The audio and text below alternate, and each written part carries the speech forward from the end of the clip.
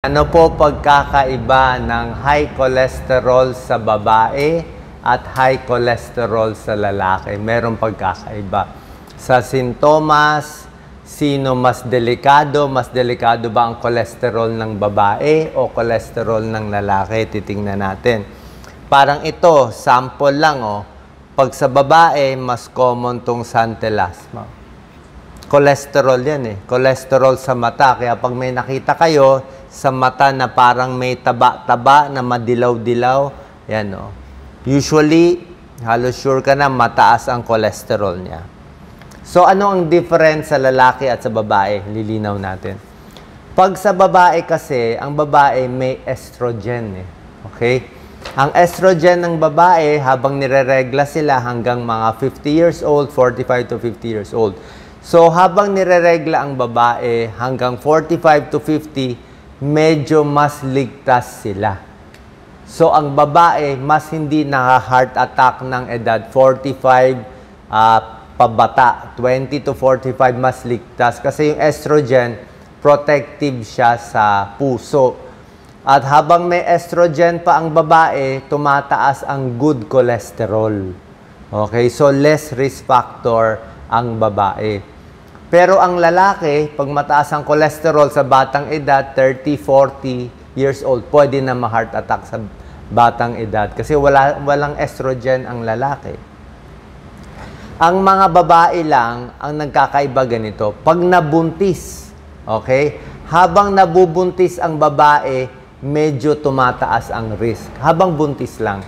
Siyempre, buntis, di ba, tumataas ang sugar, tumataas ang blood pressure, nagmamanas. So, during pregnancy, tumataas lang yung risk ng high cholesterol. Pero, pagkatapos magbuntis, basta nireregla hanggang 45 to 50 years old, medyo ligtas ang babae. Hindi niya gaano problema itong cholesterol. Pero, pag ang babae nag-menopause na, yan ang problema. Oras umabot ng 50, 55 years old ang babae, diyan na darating ang problema. Diyan na darating yung sakit sa puso, cholesterol, high blood, stroke. Halos pareho na yung risk nila sa lalaki. Kasi nga, bumagsak na yung estrogen nila. Yun na nangyari. Ang problema din sa babae, pagdating ng 50, 55 years old, syempre concerned tayo sa kababaihan, na mas tumataba na sila. Okay? Siyempre, 50s na mabagal na metabolism, tumataba. Pag tumaba ang babae na overweight sa edad 50 pataas, mas mataas ang risk factor, diabetes, high blood. Tsaka ang babae, edad 50 pataas, medyo hindi na nag-exercise. Ayaw na mag-exercise. Tsaka may ibang risk factor ang babae.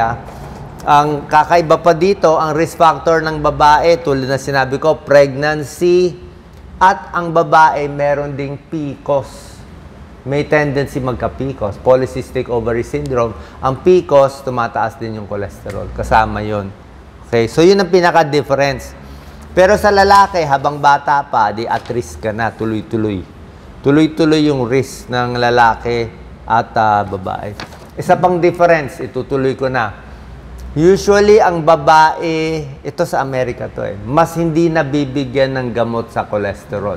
Whether it's good or bad, siguro nakita na less risk factor, less delikado babae, mas hindi agad nabibigyan ng mga atorvastatin at simvastatin, which can also be good para wala silang side effect.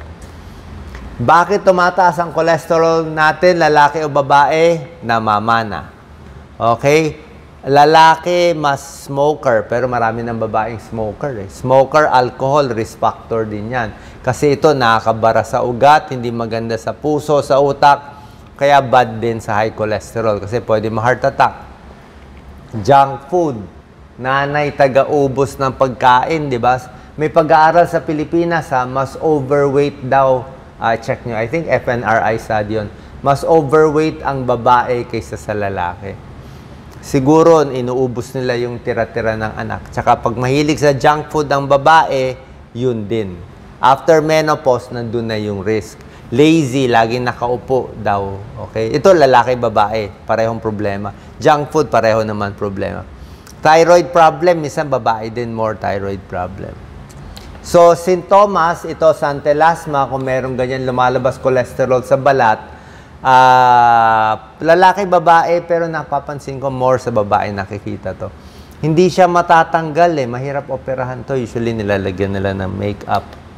Ito, cholesterol, lumalabas minsan sa balat, although mas rare yan dito sa ibang parte ng katawan. Meron din tinatawag na arcusinilis, ito senyales ng high cholesterol, yung nagkakaroon ng puti-puti na kapaligid dito sa mata natin. Pag edad 60 years old na kayo, 60 and above, common na magkaroon ng puti, aging. Pero kung bata pa kayo, edad 40, 35, tingnan nyo yung mata nyo, kung may puti-puti na, i-check ang cholesterol, baka cholesterol yan.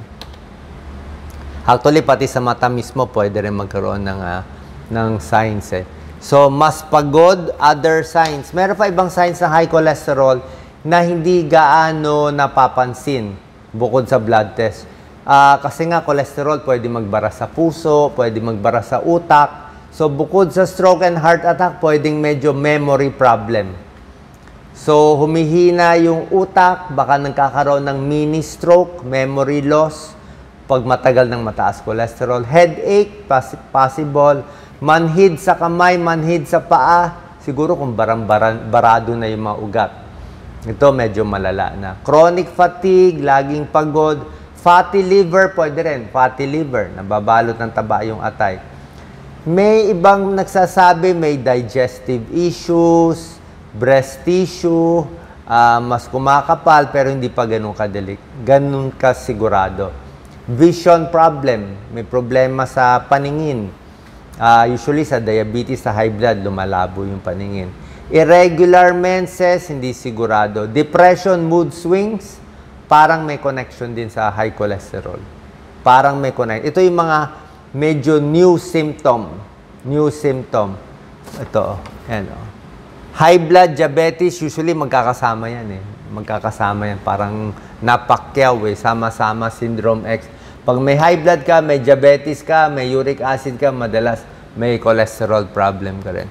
Inaantok, overweight, at syempre komplikasyon sa puso at sa utak. Yan, liver problem. Anong numero? Okay, so dito tayo sa natural na gamutan muna. Anong gagawin natin? Ito dapat kulay green to Green, ibig sabihin, okay pa. Pag ang cholesterol mo, total cholesterol, 200 milligrams DL and below, okay yan. Pag ang bad cholesterol mo, 100 milligrams per DL and below, okay din yan. Kaya lang, minsan mahirap ito maabot. Ito, orange warning to. Warning ang 200 to 239 na total cholesterol, 100 to 159 na LDL warning. Pag lumampas na masyado mataas, total cholesterol, more than 240, more than 270, mataas yan. LDL, bad cholesterol, lampas 160, mataas yan. Dito, malamang mabibigyan ng gamot. Pag ganito ka very high. Pero pag ganitong medyo high lang, medyo mataas, medyo conservative ako Kahit internist, cardiologist ako, hindi ako aggressive magbigay ng gamot sa cholesterol. Usually, mababa lang ang dose ko. Tsaka sinasabayan ko ng natural remedy. Mag-oatmeal kayo, magbawang kayo. Mas gusto ko magsipag yung pasyente, magpapayat, mag-exercise. Kunin muna doon. Kasi yung gamot sa cholesterol, maganda nga siya, pero may possible side effect. Ayaw natin makuha yung side effect ng mga gamot. So, pag 200 to 239, depende. Pag 200 to 239 cholesterol mo, pero babae ka, hindi pa menopause, healthy naman. So, medyo pwedeng hindi uminom. Diba? Yan yung bad cholesterol, LDL. Gusto mo less than 100. Lampas 130, high na. Lampas 160, very high. Ito na yung binibigyan ng gamot pag masyado na mataas. So, pakita ko muna yung gamutan ng doktor tsaka yung natural remedy. Usually, nabibigyan ng atorvastatin, simvastatin, rosuvastatin, at iba pa. Okay, ang trabaho nito, pinapababa niya yung cholesterol.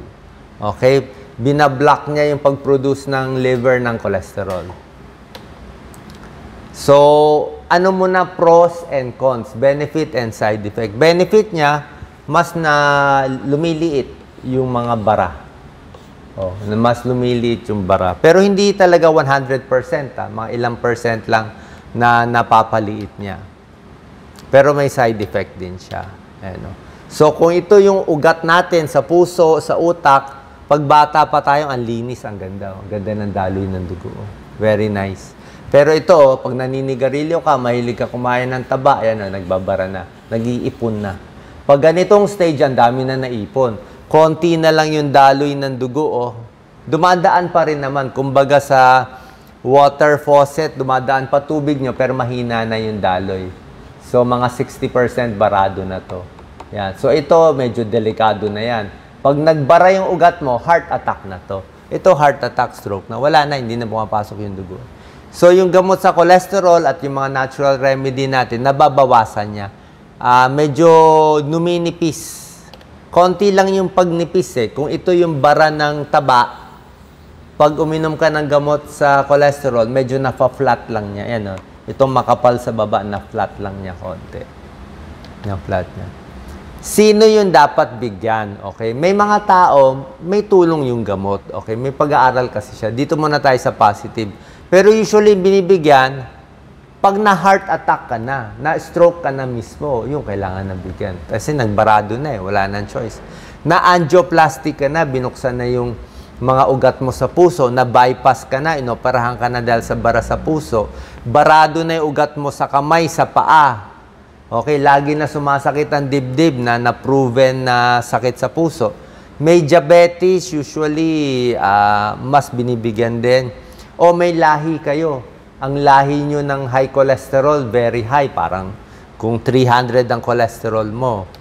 O baka may kamag-anak ka, mga kamag-anak nyo, mataas ang cholesterol, inatake na maaga sa puso. So, nasa dugo nyo na yung high cholesterol, baka hindi na makuha ng dieta yon at exercise, kailangan na ng gamot. Ito lang naman yung mga risk factors.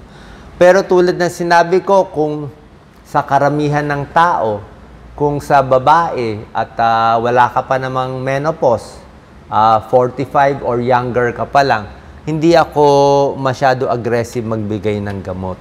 Kasi nga, iniingatan ko rin na iinumin mo kasi yung gamot, matagalan eh. Hindi naman pwede 3 months lang yun. Usually, gamot sa cholesterol, minimum 1 year to 5 years eh. 1 year to 5 years. Ganun katagal. Yung mga pag-aaral kasi, 5 years bago may benefit. Possible side effect in 1%, 3% of people, tumataas liver enzymes. So, pag tumaas to, itigil yung gamot. Tumataas blood sugar, so wala ka naman diabetes, biglang tumaas. O sumasakit muscle mo sa binti, nasira yung muscle mo, ayaw naman natin yon. Diba? So, iniingatan din to. Baka nga bumaba yung cholesterol, nadagdagan naman ng 3 sakit. Kaya nga hindi ako masyadong aggressive. Hindi rin ganun ka-high yung high dose ang binibigay ko. Pagka atorvastatin, hanggang mga 10 milligrams lang ako. Maximum siguro 20 milligrams. Wala namang masama dun sa high dose. Siguro kung may bara sa puso, talagang high dose hinahabol nila para sa medical trial. Pero ang problema ko, siyempre, the more higher the dose the medicine, the more side effect. Eh. Diba? Kung gusto natin bawasan to, kailangan babawasan natin yung dose din. Natural remedy, siyempre yung pagkain, gulay, prutas, napakaganda. Exercise, 30 minutes to 1 hour, bababa din yung cholesterol, bababa diabetes, bababa high blood.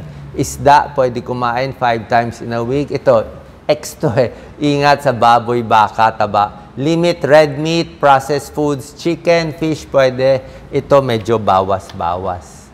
So, diet nakakababa ng cholesterol. 20 to 30 points, lalo na oatmeal. Exercise, nakakababa ng cholesterol, diabetes, high blood, at timbang. Weight loss, pinakamaganda magpapaya. Tigil sigarilyo. Sigarilyo kasi high risk for heart attack.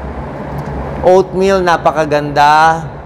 Ito, mga citrus fruits, pwede. Okra, ampalaya, beans, lahat yan. Sari-saring green leafy vegetables, lettuce, at iba pa. Pwede yung mga kangkong natin, pwede lahat yan. Mga beans, saging, strawberry, napakaganda, pwede yan. Okay? Ayaw lang natin yung masyadong matatamis. Pagdating sa itlog, kung wala namang heart attack, di ba? Kung wala naman stroke, siguro pwede naman 1 egg in a day, walang kaso. Kung takot tayo, di less yung egg white. Less yung egg yolk. Bigay na lang natin sa anak natin yung egg yolk. Bata pa naman sila. More egg white na lang kakainin natin. Okay, so mataas ang cholesterol. Kung may diabetes pa kayo, more fiber, more water. Kailangan maraming tubig, lalo na mainit panahon. Exercise, good fats, bad fats. Mas healthy tayo. Gusto natin sa good fats, quit smoking. So, yun lang po. Alam natin sa mga kababaihan, bago mag-menopause, medyo okay sila. Pero pag nag-menopause na, papayat na, exercise na, diet na, at medyo mas gagamutin na kasi doon na maglalabasan ang sakit ng mga kababaihan. Consult po tayo sa inyong doktor. Sila po ang masusunod. Yung doktor niya, yung akin ay general advice lang po. God bless.